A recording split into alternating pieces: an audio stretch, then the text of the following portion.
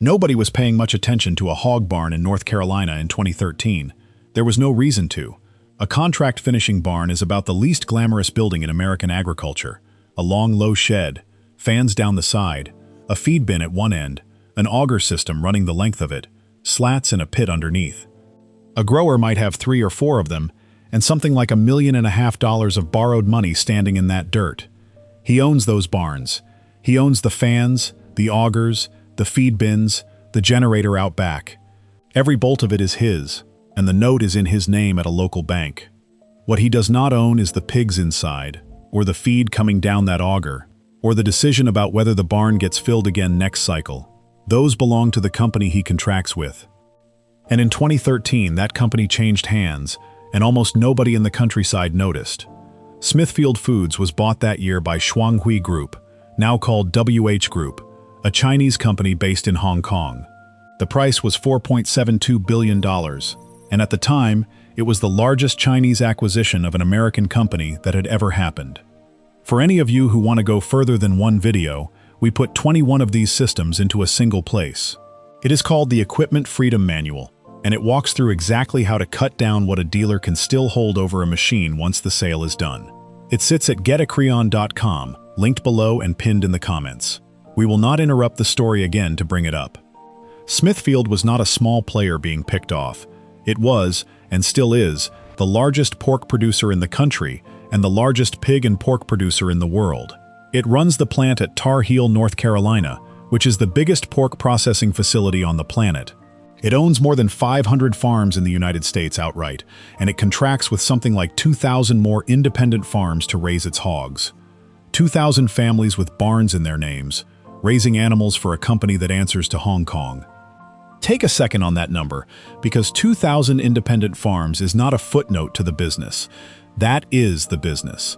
The company owns the animals and the feed and the plants, and it leases the risk of the buildings out to 2,000 families who each put their own name on a note at their own bank.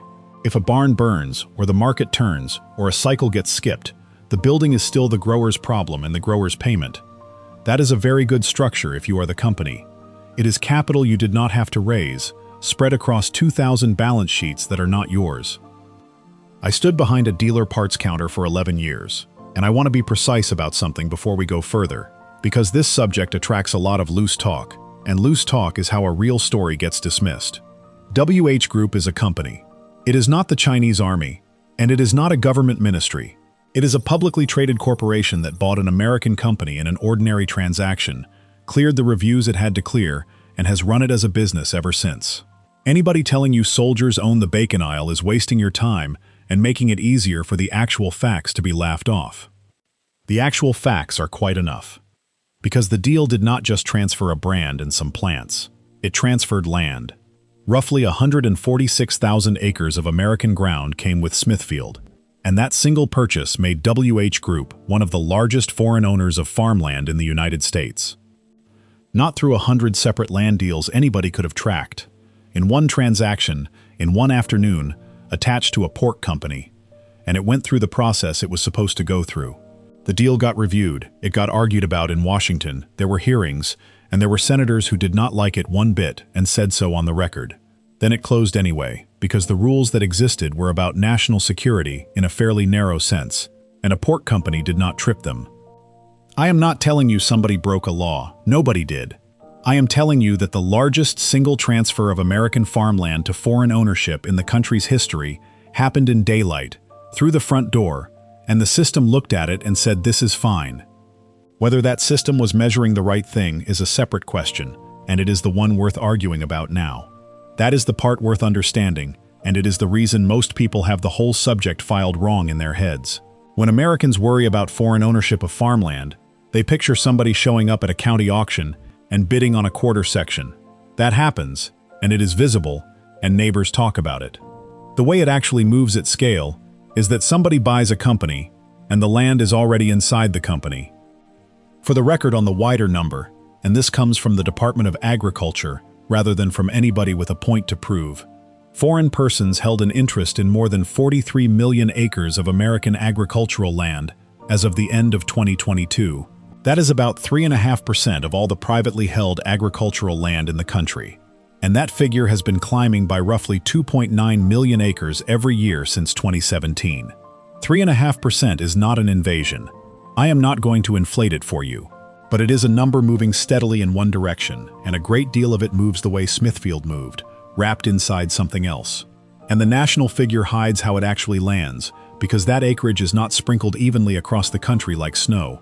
It concentrates. It gathers where a particular industry is, which means a county in eastern North Carolina has a completely different experience of that national figure than a county in Nebraska does. Averages are comfortable, and nobody farms an average. There is a second thing the headline number misses. Land is not the only asset that moved. The processing capacity moved with it, and in a lot of ways that matters more. A farmer can find another buyer for his ground. A region cannot easily find another plant. When one facility is the only realistic place to sell what a whole area produces, whoever owns that building sets the terms for everybody within a day's haul of it, and it does not much matter whose name is on the individual farms. Now pull back and look at what happened to the grower in that barn, because this is where it stops being a trivia question about ownership and starts being about the same thing this channel talks about every week. That man borrowed $1.5 million to build a specialized building. It is specialized on purpose. A finishing barn is not a machine shed, and it is not a shop.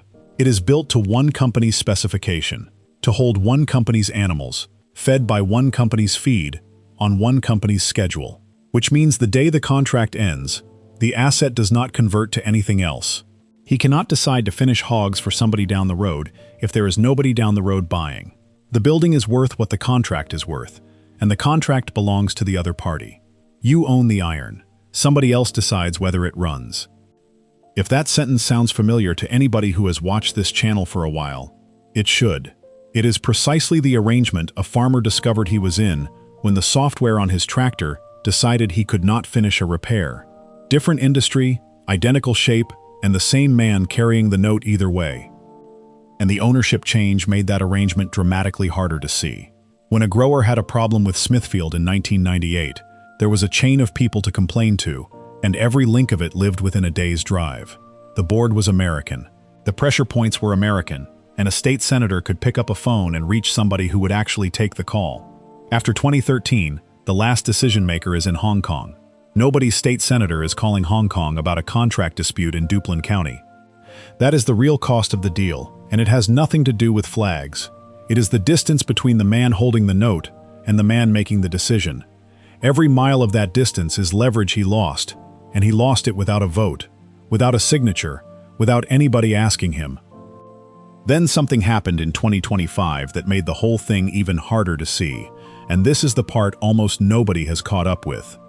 In January of 2025, Smithfield went back onto the NASDAQ. It sold 26 million shares at $20 a share and raised better than $500 million. So there is now an American stock ticker again, and financial television talks about it as an American pork company, and a lot of people have quietly concluded the ownership question got resolved. It did not. As of the fall of 2025, WH Group still held about 88% of the shares. The 12% that trades publicly is the part you can see. So the company looks more American than it did 5 years ago, while being owned in essentially the same proportion as the day it was bought. A listing is not a sale, it is a window. You'd think somebody would have made that clear when the coverage ran. Nobody did, because a NASDAQ listing is a good story, and the ownership structure underneath it is a boring one. Now, I want to be fair about what this has and has not meant, because the honest version is more useful to you than an alarming one. Smithfield did not shut down. The plants kept running, the contracts kept getting signed, and a lot of growers have been paid on time for a dozen years now. If you were told in 2013 that Chinese ownership would empty out the barns, that did not happen, and you should update on it. What changed is subtler, and it is structural. A very large share of one American protein sector now reports, at the last link, to a company whose interests are set somewhere else. That is not a crisis on any particular Tuesday. It is a standing condition, and standing conditions matter on the day the interests diverge. So the useful question is not whether to be angry about a deal that closed 13 years ago. That ship sailed, and it sailed legally, in public, with the paperwork filed. The useful question is the one the man in that barn should have been asked before he borrowed the money. When you put up a building, or a machine, or a whole operation that only works if one specific company keeps wanting it, you have not really bought an asset. You have bought a position in somebody else's plan, and you are carrying the debt on it. That was true of a hog barn in 2013. It is true of a tractor you are not allowed to fix in 2026. And the man who understands it early is the only one who gets to make a different decision while he still has the choice.